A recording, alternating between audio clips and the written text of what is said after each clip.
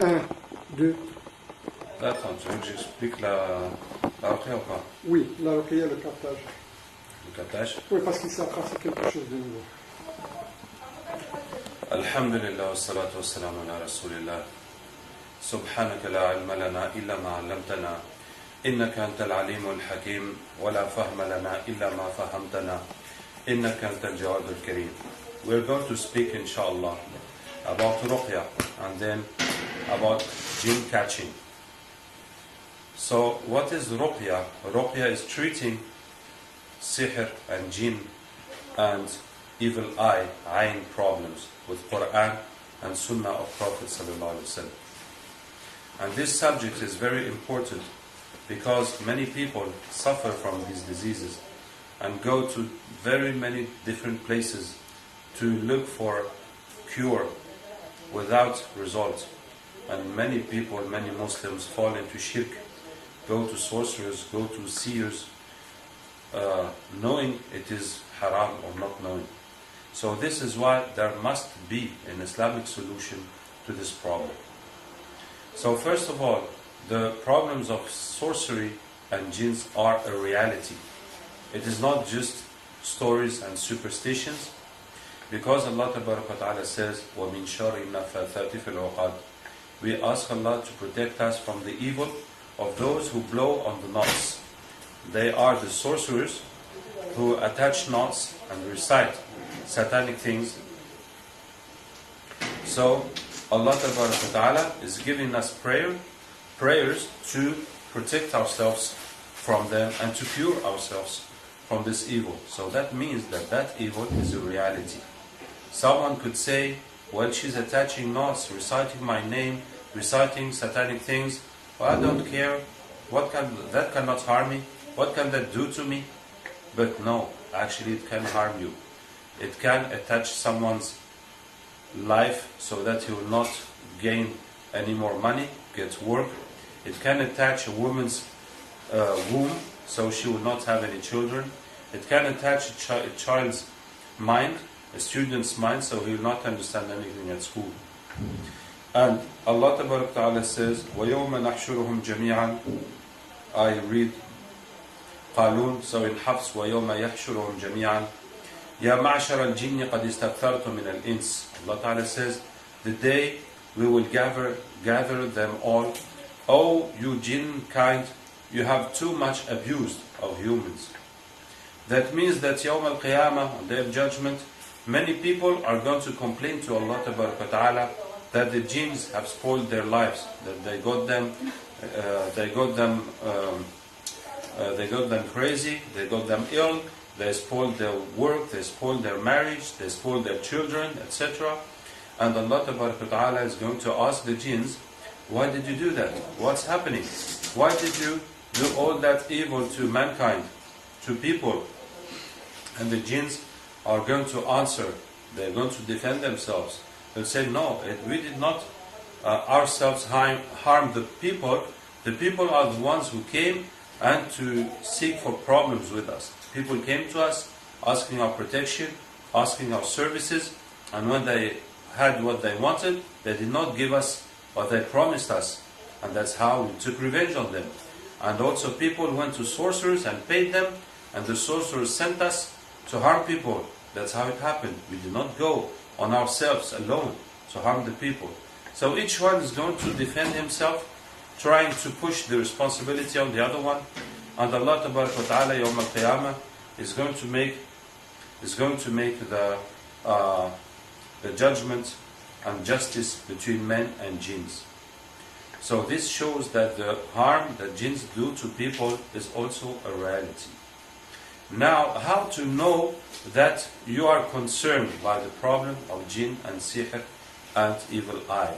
So you must avoid to say that anything happens to you comes from sihr when it is not from sihr. It is just normal life problems, and you have to fight those problems.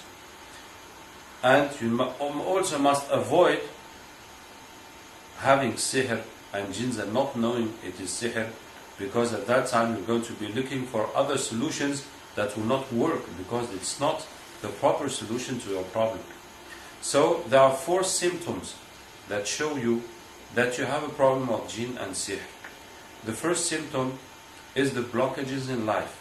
That means you can't get a job, your money gets wasted, you can't get married, you can't have children, you can't study, you can't pass your examinations. Whenever you have a project, it will not work. Whenever people promise to help you, they will not help you, etc. So it is unusual blockages, and it is repeated, it is systematically. So until you are sure that something's wrong with your life, something's going wrong. How can these things go wrong every time? Each time, unusually, and you're doing all possible effort that one person can do, and each time it's not working. So you understand that there is an invisible force that is stopping your life, that is blocking your life, and that is sorcery.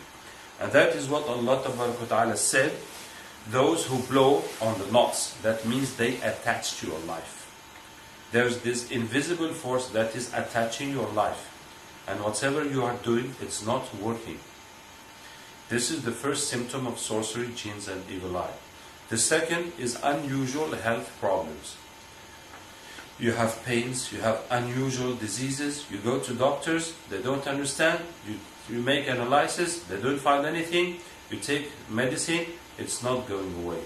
For example, if someone has eaten sorcery, it's going to give him pain in his stomach.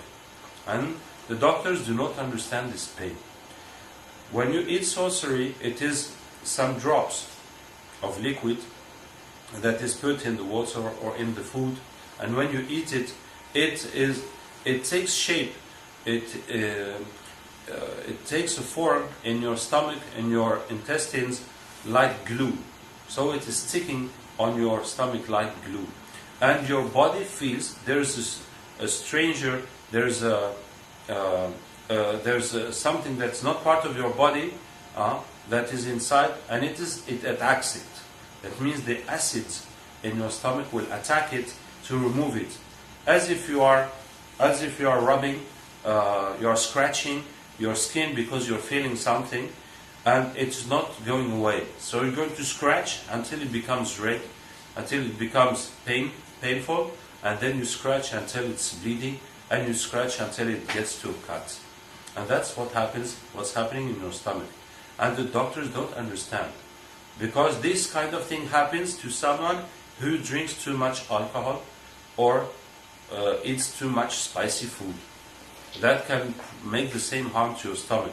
So they will tell you to avoid acid food, because if you eat acid food, that will get it worse. So you're going to avoid some kinds of food that will worsen your situation. But yet they're not understanding the problem, and they're not getting to a clue.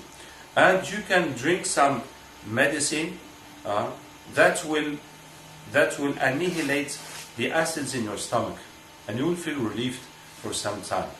That is a kind of medicine you can take if you have eaten something that is too spicy and it is burning your stomach. So you will take it, it will just go by. But you cannot keep taking that 24 hours every day, because you need those acids to digest your food, and that can happen since the entrance until the exit in your stomach and intestines. So this is the kind of unusual health problems. If you walk on sorcery, that will give you pains in your legs, that can give you skin problems, eczema and psoriasis. They are sort of buttons or eczemas that medicine does not understand. And they say that they don't understand how does this come, why does it come. It just appears and it moves around in the body, and it appears in different ways, and they don't have any solution. And this psoriasis only comes by contact with sorcery. That contact is walking on it most of the time. It can be touched by any other means. So the second symptom of sorcery and jinns and evil eye is unusual health problems. Today, medicine is so much advanced, so much evaluated, that we cannot imagine that there's one microbe, one virus, a cut, a break, something going wrong that they cannot see. So how can they see this illness and this problem and not understand where it comes from? And they will make so many experiments and not find any clue for it. So that means it is very possibly coming from sorcery or jinn or evil eye problem. And this second symptom also is the Qur'an. These 4 symptoms I am telling you, they are all mentioned in Qur'an. The first one, the blockages in life, is the knots. They attach your life. The second one, unusual health problems. Allah Ta'ala says, كَالَّذِي يَتَخَبَّطُهُ الشَّيْطَانُ مِنَ الْمَسِّ, like the one who is falling down by crisis of shaitan. And then someone being possessed, falling, having crisis, and shaitan speaking. This is an example of unusual health problem. The third symptom is unusual mental states. That means you get angry too much, you are sad, you are afraid, you are forgetting, you cannot concentrate, you are hearing things, seeing things. It goes up to madness. And an example of this, I had some time ago a couple that came for treatment, and the woman told me that she dreams about blood. She sees blood in her dreams. So I told her, that means they made sihr to you with your blood, with your menses blood. And when they do that to a woman, it will change her blood, meaning it will change her feelings. It will change her feelings. That means she cannot bear her husband anymore. If he speaks, that gets her nervous. If he wants to touch her, she cannot bear it. It's like something disturbing her. And she told me sexual relations is impossible for her. She told me that's exactly what's happening to me. And said, that's it. That's what Allah Ta'ala said. فَيَتَعَلَّمُونَ مِنْهُمَا مَا يُفَرِّقُونَ بِهِ بَيْنَ الْمَرْءِ وَزَوْجِهِ. They learn from them how to separate the man and his wife. A couple is happy and loving each other, everything is fine, and they make sihr. Now they hate each other and they get angry and they say terrible things and they cannot have relations together. And if they go far from each other, they miss one another and they regret. Why did they do that? Why did they say that? But when they come back together, it starts again. That is sihr, changing the mental state of man. And the fourth symptom is bad dreams. Whatever they do in sihr and jinns, most of the time will appear in your dreams. So for example, if they put sihr in the graveyard, and sihr in the graveyard will make you become like dead. That means you are tired, you are depressed, you're not interested about anything, and you see dead people in your dreams. Either live people, you see them dead, or dead people, you see them alive, or you see yourself dead, or you see graves, or you see graveyard, or you see funerals. By any means, you will see something connected to death. So that means they have made the sorcery, put it in the graveyard. If they put sorcery in the water, in a river, in the sea, they do that so that your life gets wasted like the water, like a river going by without any benefit. Your money will get wasted as if it is water, as if you are carrying water in your hands, and that water just runs away, and you don't know how your money has gone. And you'll be dreaming about water, so you see rivers, you see yourself on the border, or crossing, or swimming, or getting drowned, or you see tsunami, or you see rain, any kind of water you're going to see. So this is how different sorceries will appear in your dreams. If they do the knots, you will see snakes. If they say jinns on you, you will see dogs, mostly. If they make sacrifices against you, you will see cows and sacrifice animals. If they put the sorcery upwards in a tree or a mountain, and that is done so that it will envelop your life. It will surround your life so that you go round and round. That means you're having projects, you're going, and every time you come back to your starting point. all your effort comes to zero and you're back on your starting point. So instead of going forward in your life, you're going round and round, going back to the same place every time. And it will take your mental over the reality, so that you'll be afraid of things or imagining things or getting angry. Anyway, you will be thinking unreal things instead of thinking about constructive things and going forward in your life. You're just imagining things. So that if they do that sihr somewhere high, you will see yourself climbing or flying or falling or going down, upwards, downwards. You see yourself in an airplane, etc. And also sexual relations in dreams comes from jinns. That means they send jinn to prevent you getting married or having children, and you're going to be dreaming about sexual relations. So also I told you these 4 symptoms are mentioned in Qur'an, and the 4th one, Allah Ta'ala says, وَيُذْهِبْ عَنْكُمْ رِجْزَ الشَّيْطَانِ. He will take away from you the impurity of shaitan. That is in the battle of Badr. The night before the battle, shaitan made sexual dreams to Sahaba to get them on janaba for the battle, and Allah Ta'ala sent a rain so that they can make ghusl, they can purify themselves from this janaba. And Allah said that this janaba, these sexual dreams are made by shaitan. So sexual dreams is one of the most important dreams that are made by jinn and sorcery. So if you see these 4 symptoms, what should you do? Take some water. Take 18 bottles of 1.5 liters, approximately 25 liters of water, either in a big gallon or bottles as you like. So you open those bottles and you recite on them Al-Fatiha, Ayatul Kursi, Qul Huwallahu Ahad, Al-Falaq, Al-Nas, plus 3 special verses to remove sorcery. They are the verses of Musa alayhi salam with the sorcerers of Fir'aun, where Allah Ta'ala says that Allah destroys the sorcery by His words. It is Surah Al-A'raf, Surah 7, وَأَوْحَيْنَا إِلَى مُوسَى أَنْ أَلْقِ عَصَاكَ, the verses 117 to 122. Surah 7, 117 to 122. And then Surah Yunus, فَلَمَّا أَلْقَوْا قَالَ مُوسَى مَا جِئْتُمْ بِهِ السِّحْرِ, Surah 10, verses 81 and 82. Surah 10, verses 81 and 82. And then Surah Taha, Surah 20, قُلْنَا لَا تَخَفْ إِنَّكَ أَنْتَ الْأَعْلَى, verses 68 to 70. Surah 20, verses 68 to 70. All these verses, you recite them 11 times each. Fatiha, Ayatul Kursi, Qul Huwallahu Ahad, Al-Falaq, Al-Nas.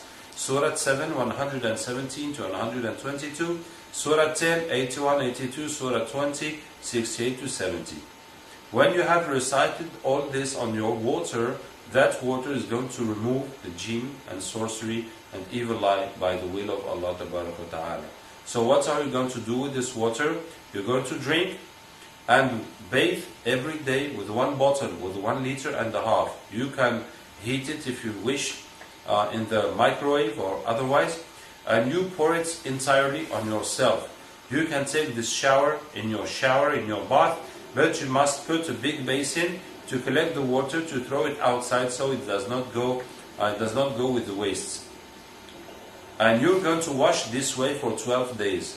And also you're going to spray all your house, the walls, the roof, the doors and windows and the ground. You spray all the house at once, all together in once. If you have a shop or a workplace, or you have some vehicles, or you have a construction that is blocked because of sorcery, so you're going to spray it all with this water, inshallah it will be removed.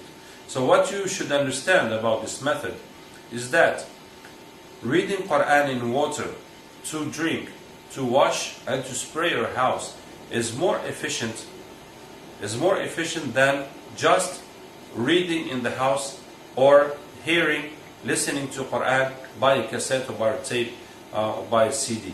And the difference between these two is like if you are hot you are hot, it is very hot, and you are trying to refresh yourself with a fan. And now you're going to refresh yourself with a shower. So the shower is going to refresh you much more than the fan. This is the difference between the effect of reading Quran on water to drink, wash and spray your house and workplace compared to just reading Quran or listening to Quran by tape. So this is why to remove the sorcery and jinns and evil eye, you must go through this procedure. It will not be enough just to listen to Quran or to read Quran. You must read it on water. And when you read it on water, all that lecture is concentrating, is adding up on that water. And then when you're going to wash with it and drink it and spray your house, that will remove, inshallah, the evil things that are inside. So, what else? These verses I have given you, they are the essential verses of Ruqya. They are the essentials. You can add much more verses in the hadiths, in the book of Ruqya, or whatever verses you like, or read more than 11 times. Anyway, the more you read, the more it will be efficient. The more it will be strong. So even if you have a difficult problem, you can read more and more and more and more until this Quran will be sufficient to solve your problem.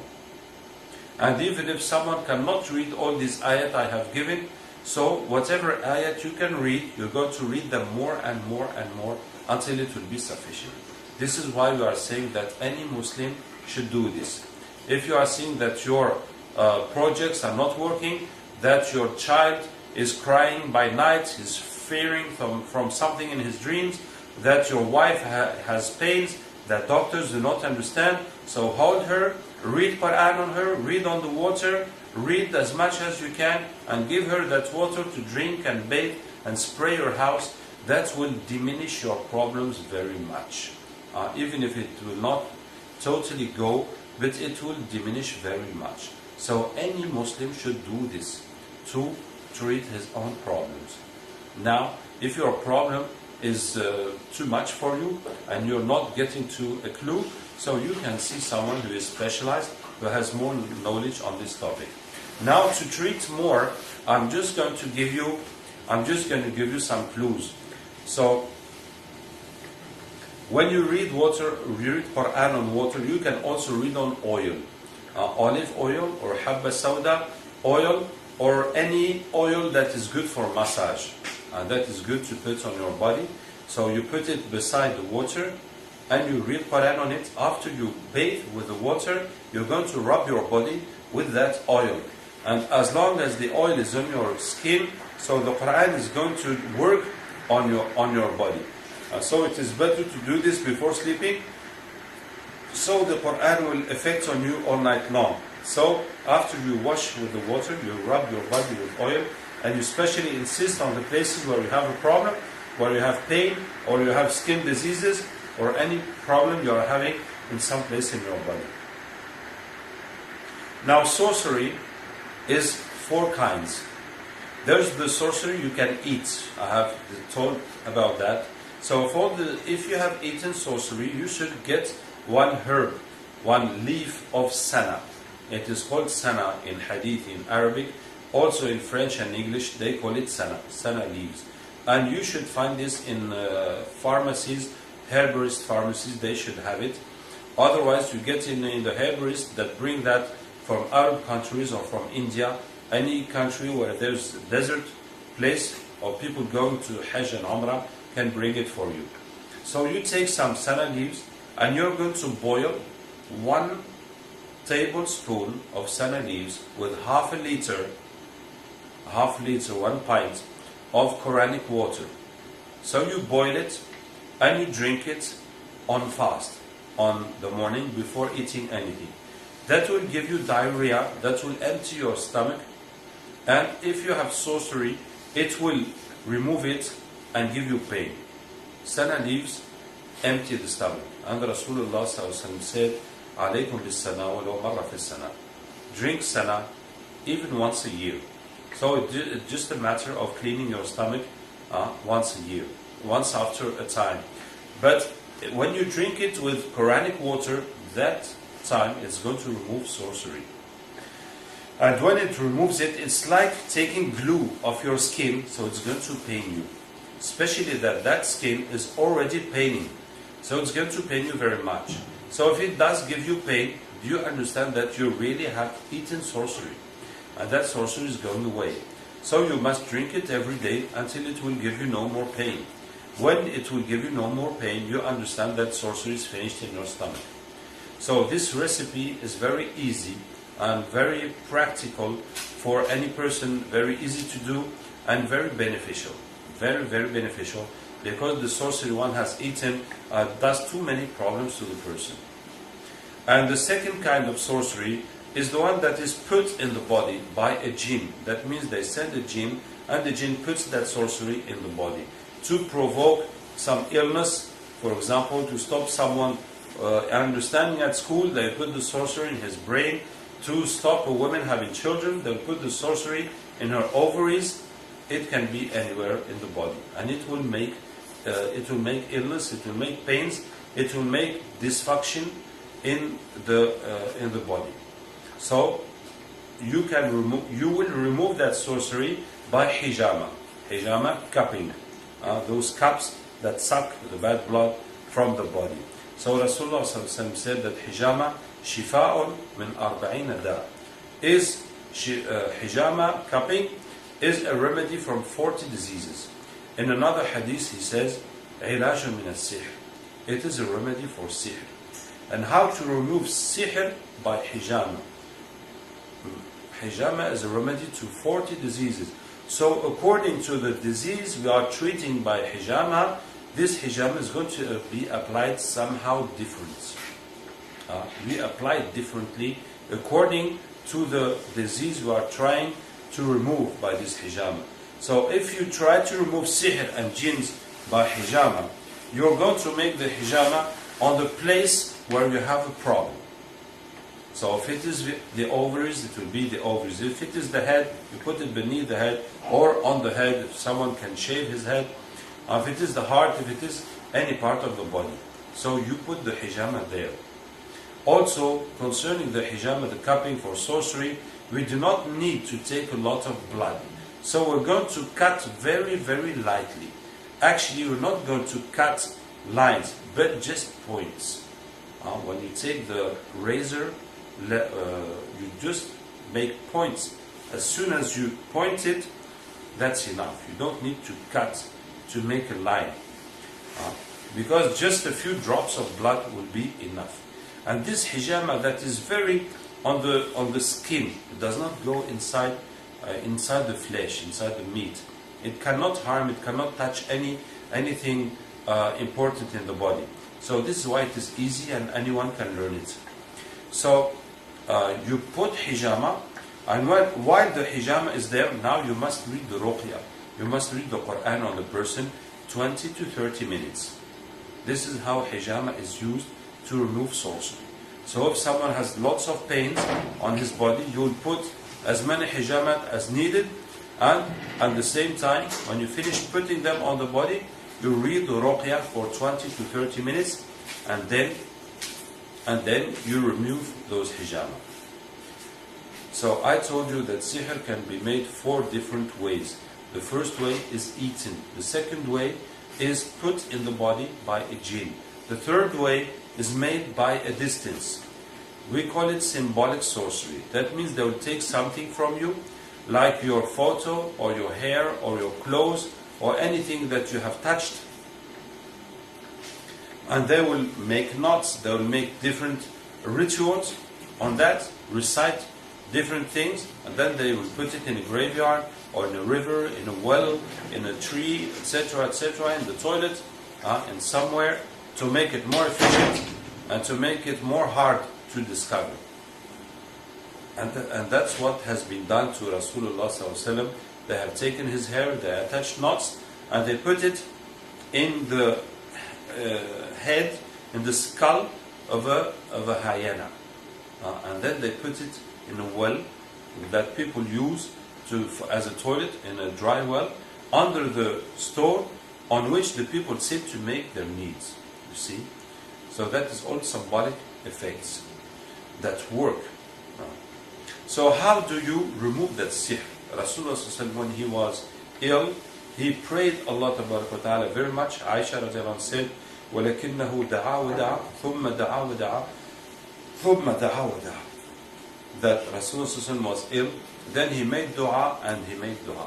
And he made dua and he made dua. And he made dua and he made dua. And then he said to Aisha, do you know that Allah Ta'ala has given me the explanation of my illness? And he told her what has happened. He told her what has happened, and he went with the Sahaba, and they went to the well and removed that sorcery. So we do not have the angels to explain to us what has happened, and also most of the time, even if we could know where it is, even if the person that did it tells you where it is, most of the time you cannot remove it. So how are we going to do? So each Raqi has looked for clues to this situation, and the clue we have reached that I'm giving to you is that we use Quranic verses for each kind of sorcery.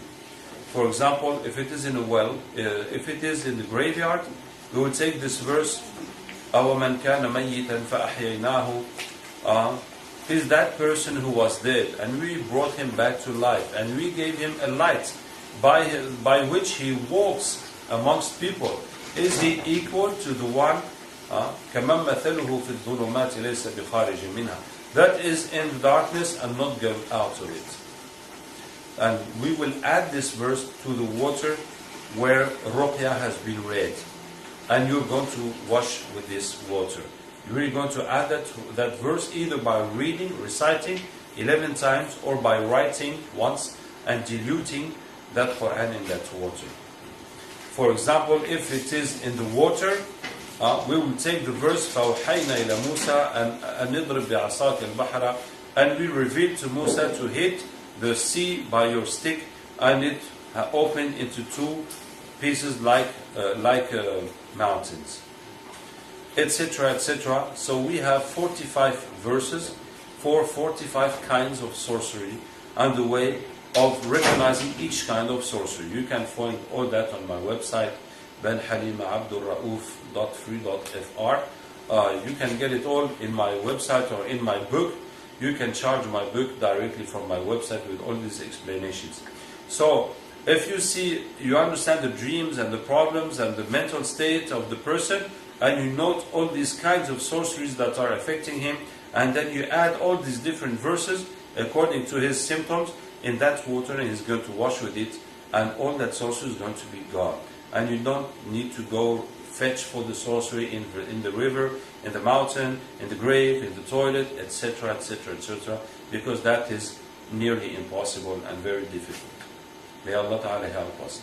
And the fourth kind of sorcery is the sorcery that one touches, and most of the time you walk on it. When you have physical contact with the sorcery, walking on it, it can be otherwise. For example, I had a girl, she has lost all her hair, and she had very bad skin on her head, and there was a lady that made sorcery on her scarf, and that sorcery touched her head, and she lost her hair, etc. So that means that the sorcery you touch can be touched by anyway, but mostly it is walked on.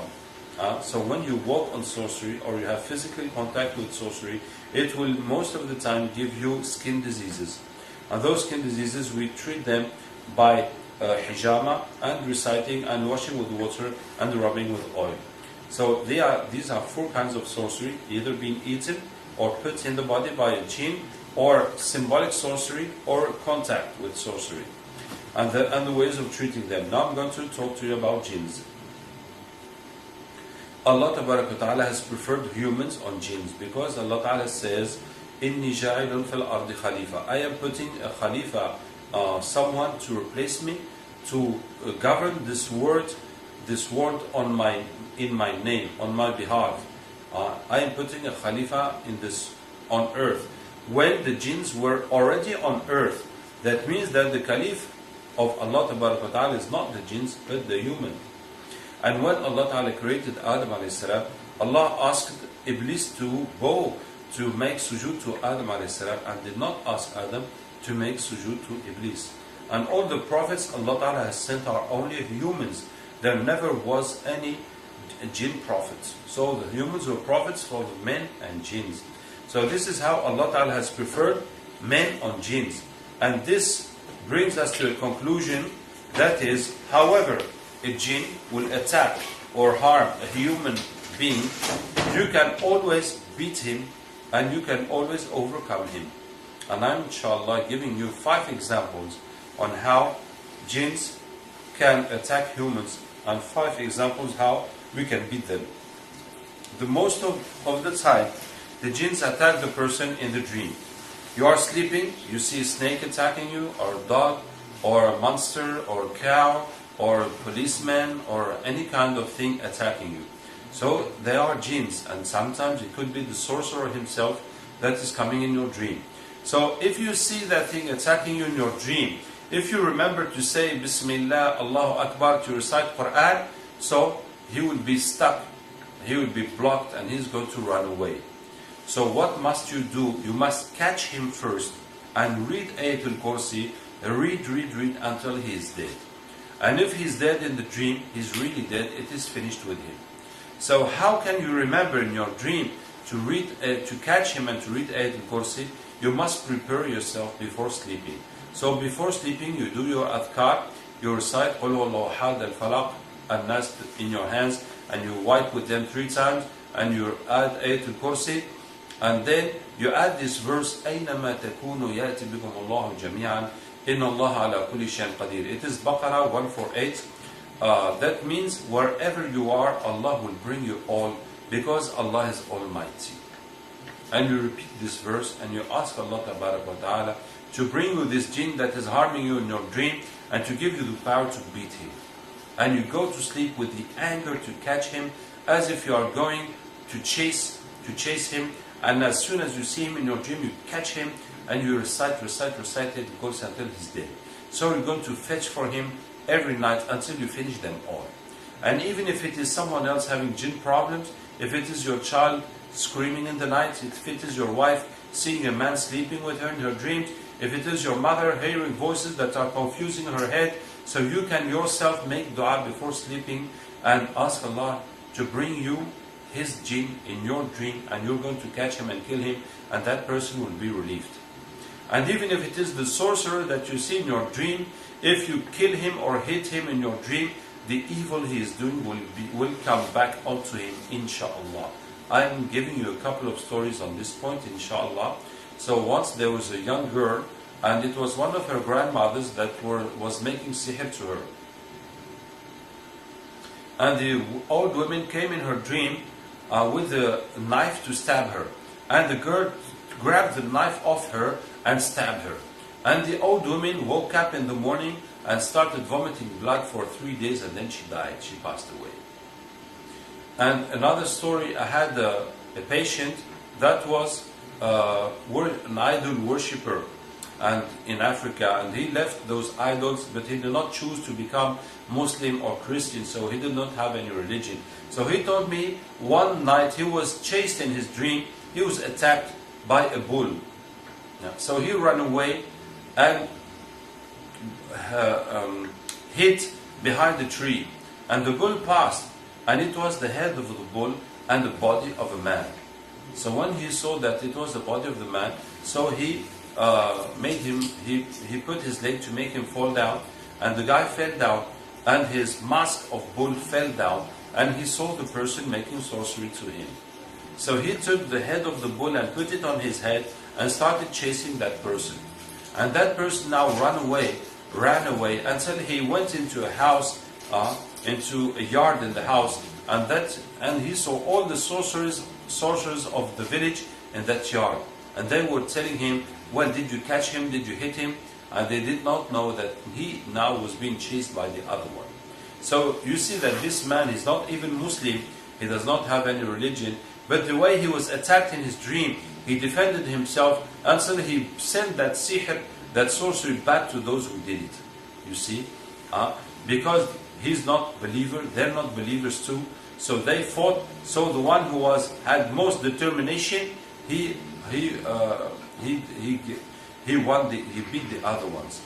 So if you are a believer and you read Qur'an and you pray Allah Ta'ala to help you, so you can also beat them. So if you know that there are some people making sorcery to you, so before sleeping you're going to ask Allah Ta'ala to give you the power to beat them, and you search for them in your dreams until you finish them all. And I'm telling you that the sorcerers, you cannot forgive them, because Allah Ta'ala la yaghfiru an yushraka bihi. Allah does not forgive that one associates to Him. And the one who's making sihr is making kufr, and he's working with the devil. He has chosen to be on the side of shaitan. So there's no forgiveness for him. So even if you do forgive him, anyway he's going to hell. There is no solution for him. So best you ask Allah Ta'ala to punish him, so he will stop making sihr to you and to other people. And some people, when the patients did that, and they had big problems, so those problems, they had accident, they had very, very bad things happening to them, and that was a cause for them to make repentance, to make tawbah to Allah Ta'ala. So the punishment of Allah Ta'ala can be a good thing for the person in this world, so he would stop making his evil things and come back to Allah Ta'ala. So this is the first way of beating the jinns, and I spoke to you also about sorcerers when they come in the dreams. Second way is that many people, or some people, when they're going to sleep or when they're sleeping, they feel something pressurizing on them, so they are paralyzed, they cannot move, they cannot speak, maybe even they cannot breathe. So that is jinns attacking the person that way. So if you feel this, what are you going to do? You are sleeping or about to sleep, and you feel something paralyzing you. So first of all, you're going to catch him. How can you catch him when you are paralyzed yourself? You're going to try to hold your hands. Just try, make intention to close your hands. Just do as you can to close your hands, and then you read in your mind. As your tongue is attached, you leave your tongue. You just read in your mind, Allahu la ilaha illa huwa al-hayyul qayyum, ayatul kursi, until your tongue is released. When your tongue is released, you continue reciting with loud voice, and you hold him, you catch him, you don't leave him, you catch, you read until he is dead. And when actually, until you feel nothing. Either he is dead, either he has gone, he has run away. But even if he did run away, so be sure he will not come back anymore. He will not try that another time. So that is the second way.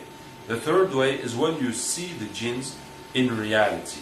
So we cannot see the jinns as they really are, but sometimes the jinns take shapes to appear to us, like Abu Huraira when he caught the shaitan that came to steal the food of sadaqah, like one Sahabi also, he killed the snake, and then it turned out to be a jinn, etc. So jinns can appear to us in shape of snakes, cats, dogs, birds, and snake in shape of people, but that is very rare, but it can happen.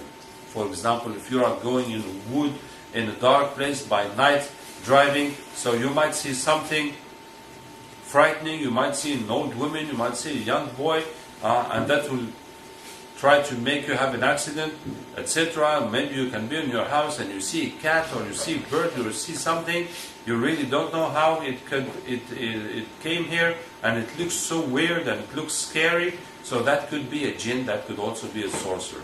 So what are you going to do if you see those kinds of things? So you must know that a jinn cannot appear or disappear when you are looking at it. You cannot look in an empty place and the jinn is going to come out in front of you. You must look elsewhere, and then you turn back and you see something, you don't know how he came into here. And also, once he is here, he cannot go away as long as you're looking at him. So you must look away, you turn back, and you don't find him anymore. So he has disappeared. So if you see this thing that is weird, that seems strange, seems unnatural, and scary, what are you going to do? So you're going to look at him fixedly. You just fix him. Fix him very, very well, and don't leave him with your eyes. So when you start fixing him, looking at him fixedly, he cannot go away anymore. So you have caught him just with your eyes, by looking at him. and you start reciting Ayatul Kursi, you recite, and you look at him, and if it is an evil jinn that has come to harm you, he will die, and that will be the end of it. And the fourth way of beating jinns is when someone is possessed and he falls down and the jinns are speaking and he is moving, etc., is having crisis. So how are you going to do with it? So you hold him and you read Ayatul Kursi on him and you hit his neck. You hit his neck with your hands. You hit his neck with your hand this way, not too hard to harm the person, just as if you had a knife or if you had a sword and you're cutting his head, you're chopping his head. And you read Ayatul Kursi and you hit on his neck. Inshallah, after a few minutes, the jinn will feel his head being cut off and he's going to run away, and the person will awake. And when the person will awake, you are going to tell him, now we're going to ask Allah Ta'ala to bring this jinn back. So we will finish with him and we're not going to leave him play with us every time he comes and then he goes away. So now you recite on the person, أَيْنَمَا تَكُونُوا يَأْتِ بِكُمُ اللَّهُ جَمِيعًا. Wherever you are, Allah will bring you all, because Allah is Almighty. And you ask Allah to bring this jinn back so you can finish him. And you recite it, inshallah, the jinn will come back on the person. When the jinn is back on the person, now the situation has changed. Instead of the jinn possessing the person, it is the person possessing the jinn. So now you're going to read Ayatul Kursi and hit his neck, and he cannot run away again. Now you're going to continue until either he becomes Muslim or he dies. And there's no third solution. And once you have done that, now I am going a bit far, but this is important to understand the jinn catching that we're going to talk about later on. Once you have done that with a person, once that jinn has died or has become Muslim, now you're going to tell the person, we're going to ask Allah to bring the other jinns that are with you. And you read أَيْنَمَا تَكُونُوا until they come, one by one. And you're going to repeat this procedure, killing or converting, until you get one that has embraced Islam. When you get one that has embraced Islam, inshallah it's going to be easier for the other ones to embrace Islam. When you have finished with the jinns that are inside the person, you tell him, now we ask Allah Ta'ala to bring the jinns that are in your house, in your family, and in your work. And you recite always أَيْنَمَا تَكُونُوا until they come, and discuss with them so that they convert to Islam. Now, to convert jinns to Islam, we have discovered that you don't need too much discussing. You just can read verses on them, and those verses will affect them, and they will embrace Islam. So you have a lot of verses to use in different cases for the jinns. And when you finished with that, you tell them, now we're going, all these jinns that have been sent by sorcerers, we're going to ask Allah Ta'ala to bring all the jinns that are left with those sorcerers. So you recite أَيْنَمَا تَكُونُوا until they all come, and when they come, you discuss with them so they embrace Islam. And when they have all embraced Islam, you tell them, now you look at the sorcery everywhere you were, and you read verses to destroy the sorcerers, and then you recite وَكَانَ حَقًّا عَلَيْنَا نَصْرُ الْمُؤْمِنِينَ. It is our duty to help the believers until Allah Ta'ala gives them swords and weapons, and then you recite فَقَاتِلُوا أَوْلِيَاءَ الشَّيْطَانِ, fight the allies of the devil. And when you recite that, the jinns are going to see that the allies of the devil are the sorcerers, and the people going to sorcerers asking them for sihr, and they're going to fight them because it is Allah Ta'ala who is ordering them to fight them. So this is the fourth situation, when someone is possessed by the jinns. And this situation is leading us to the jinn catching. That means once we have done that with the patient, that we have brought his jinns, that they have converted, and all the jinns connected to him, until all the jinns that are with the sorcerers making sihr to him, and converted them and turned them back against those sorcerers. So now this person can bring any jinns that we want, that are with other patients or other sorcerers or other places, any jinns. Because it is just a window, an opening on the jinn world. So we just recite, once we know that we want to bring the jinns of this patient, or that house, or this sorcerer, we just ask Allah Ta'ala to bring them, and recite أَيْنَمَا تَكُونُوا. And when they come, we read verses in order to convert them, and then destroy the sorceries, and then turn them back against the sorcerers they were working for. So this is the jinn catching, and you have more details about that on my website and in my book. May Allah Ta'ala help us. And the fifth way to beat the jinns is the mental way. I'm explaining to you this mental way. What is this mental way?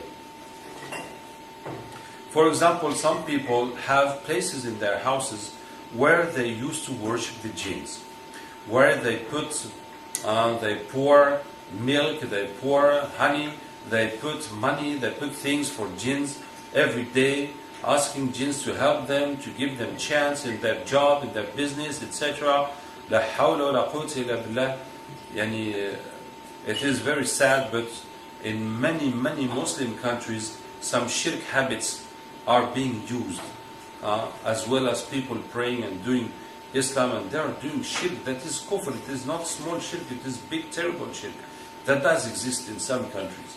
So, as people are getting knowledge of Islam, and so they are getting to know that they should not do these things, and they want to get rid of them, but they are afraid of those jinns that of course will not be happy that they are getting removed and their business is getting to an end. So people are afraid that those jinns are going to take revenge on them and give them problems if they are going to throw those things away. So what should you do? So you go to the place where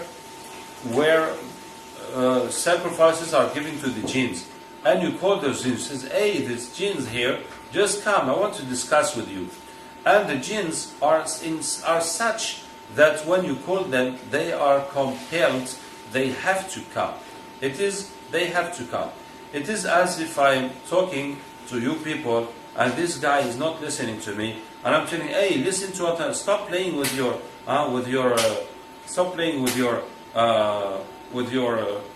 telephone and listen to me. So when I speak to him this way, so he has to listen to me. He cannot ignore me. He cannot not think. He has to listen to me, you see. And this is how jinns are. When you call them and you speak to them, they have to come. They must come. So they're going to come and listen to you. What do you want? And when you say that, so now you recite قُلْ إِنَّ صَلَاتِي وَنُسُكِي وَمَحْيَايَ وَمَمَاتِي لِلَّهِ رَبِّ الْعَالَمِينَ لَا شَرِيكَ لَهُ وَبِذَلِكَ أُمِرْتُ وَأَنَا أَوَّلُ الْمُسْلِمِينَ. It is Surah Al-An'am 162, 163. That says, say, my prayer, my sacrifice, my life and my death are for Allah, Lord of beings, Lord of worlds, alone with no associate. وَبِذَلِكَ أُمِرْتُ. That is the order I have received, and I am the first one to submit myself. And you're going to read this verse about 30 times. And this verse, that will destroy the sacrifices that have been given to jinns, and that will order them to submit themselves to Allah Ta'ala. So when you read this, that will destroy the shirk that has been made there, and that will compel the jinns to become Muslim. And it will be the end of that problem. And you take all those things that used to belong to them, you throw them all. So that is one example of the mental way of beating jinns. I'm giving you a second example. For example, someone who is having sexual dreams, too many sexual dreams, and you understand that it is jinns that are having relations with you.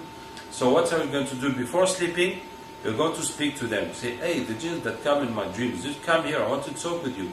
And you read, وَمِنْ آيَاتِهِ أَنْ خَلَقَ لَكُم مِّنْ أَنفُسِكُمْ أَزْوَاجًا لِتَسْكُنُوا إِلَيْهَا وَجَعَلَ بَيْنَكُمْ مَوَدَّةً وَرَحْمَةً إِنَّ فِي ذَلِكَ لَآيَاتٍ لِقَوْمٍ يَتَفَكَّرُونَ.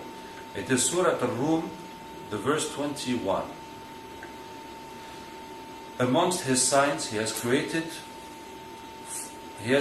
from you, He has created for you, from yourself, wives or husbands. So you will find sakina, you will find peace with them, and He has put amongst you love and mercy. They are signs for the people who think in that. So you're going to, and this verse is the verse that says that Allah has given you husbands and wives from yourself. That means jinns for jinns and humans for humans. And it cannot be mixed jinns with humans. That has no, that will have no outcome. So when you read this verse on jinns, they will understand that it cannot work, this marriage between humans and jinns, and that Allah Ta'ala has given them jinniyat, male and female jinns, so they will be happy with them, and they will find love and pleasure and mercy and rest with them, and they don't need that, they cannot find with the humans, and they're going to go and leave you. So you also read that verse about 30 times, and then you say, now if I see you again in my dream, I'm going to kill you.